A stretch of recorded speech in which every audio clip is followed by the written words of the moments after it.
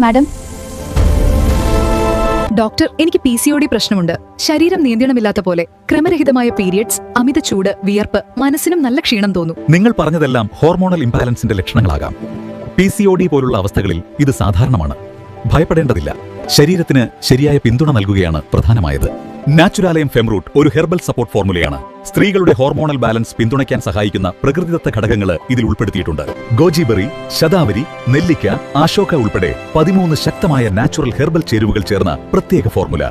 ശതവാരി സ്ത്രീകളുടെ hormonal balance പിന്തുണയ്ക്കാൻ പരമ്പരാഗതമായി ഉപയോഗിച്ചു വരുന്നു. ഈ ഘടകങ്ങൾ ഒരുമിച്ച് പ്രവർത്തിക്കുമ്പോൾ ഒരു സൈനർജിക് എഫക്റ്റ് ലഭിക്കുന്നു.